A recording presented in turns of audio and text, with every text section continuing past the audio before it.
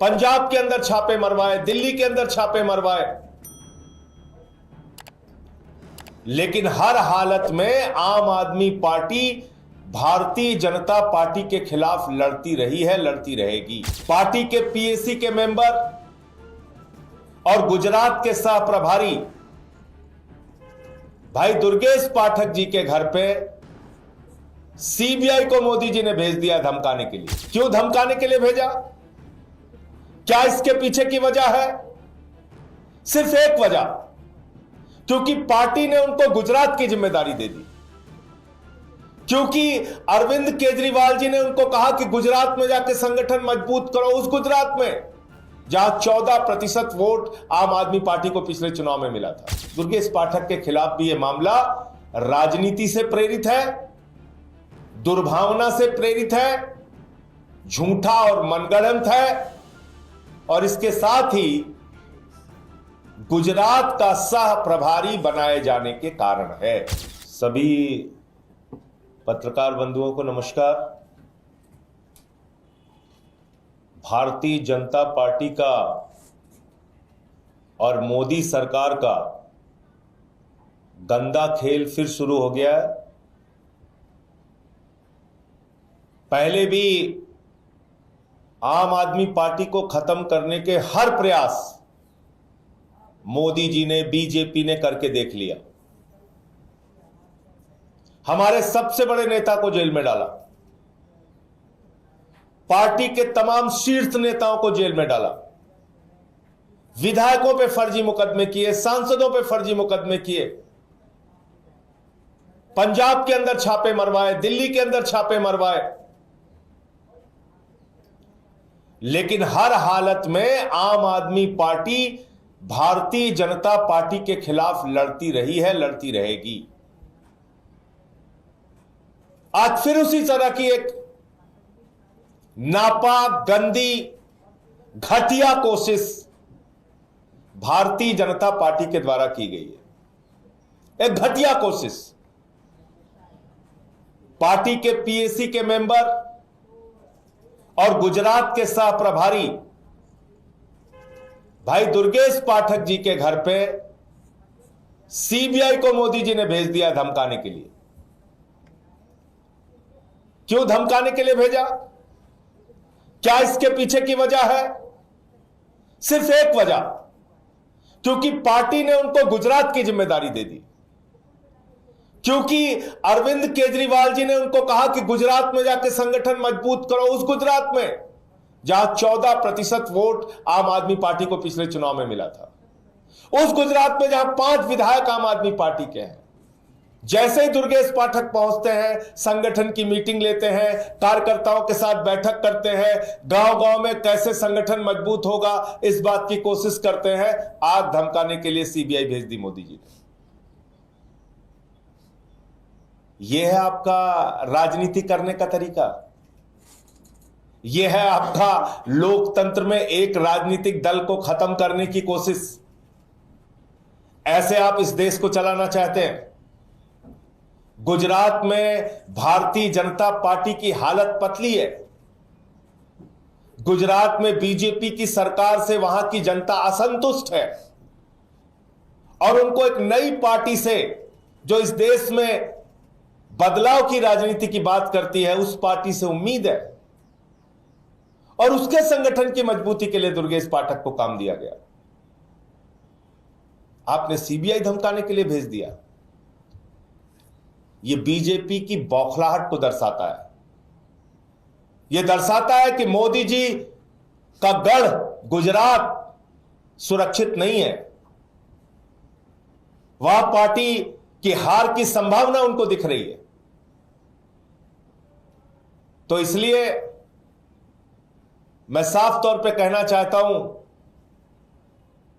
कि आप लोगों ने पहले भी बहुत कोशिश करके देख ली, आगे भी जितना दम लगाना है दम लगा लो, जितनी यातनाएं देना है दे लो, जितने फर्जी मुकदमे बनाना है बना लो, जितने मनगढ़ंत मामले बनाना है बना लो। आम आदमी पार्टी ना झुकी है ना झुकेगी, लड़ती रही है, लड़ती रहेगी। हम ना रुकने वाले हैं ना थमने वाले हैं। आपके खिलाफ मजबूती से अपनी आवाज उठाते रहेंगे।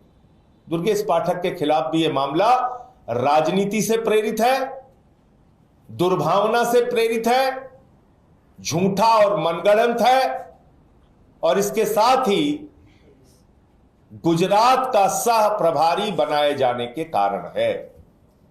इसके अलावा कोई कारण नहीं। तो मुझे इतनी बात कहनी थी।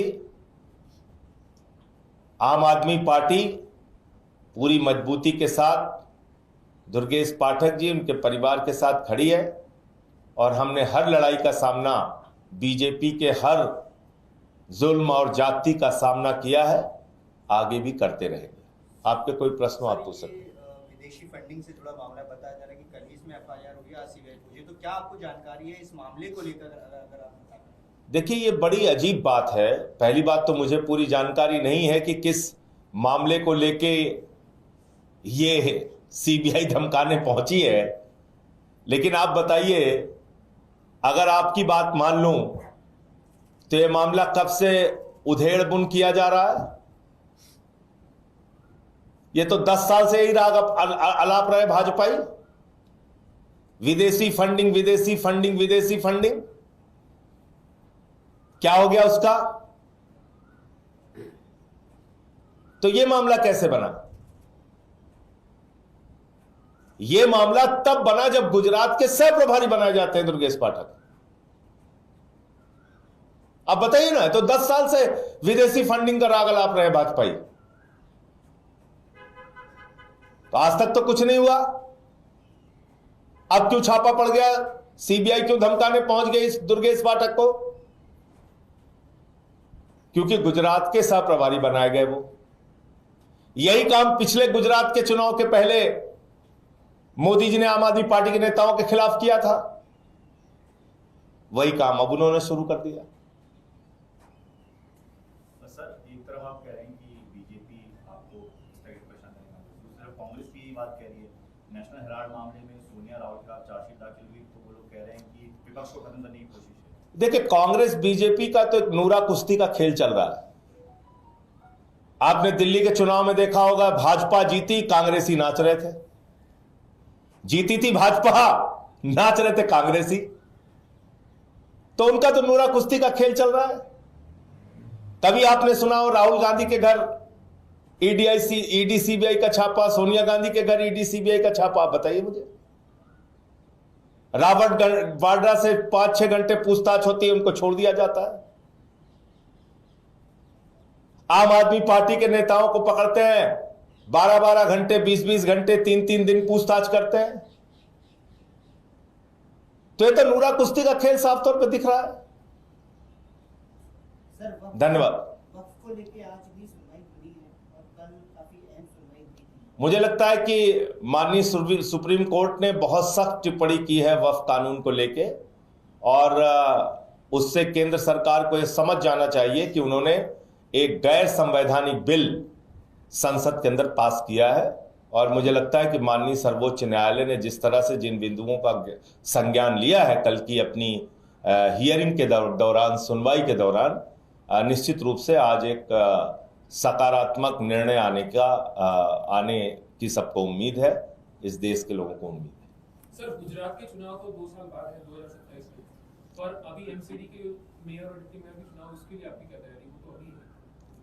देखिए, एमसीडी के मेयर के चुनाव में आम आदमी पार्टी अपनी रणनीति बना रही है, उसको हम अलग से उसके बारे में आपसे बातचीत करेंगे।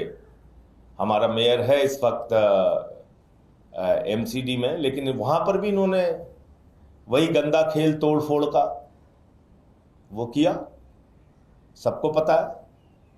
हमारे पार्षदों को तोड़ने का काम किया, कहीं एमएलए तोड़ते हैं, कहीं एमपी तोड़ते हैं, कहीं पार्षद तोड़ते हैं, तो काम किया उन्होंने।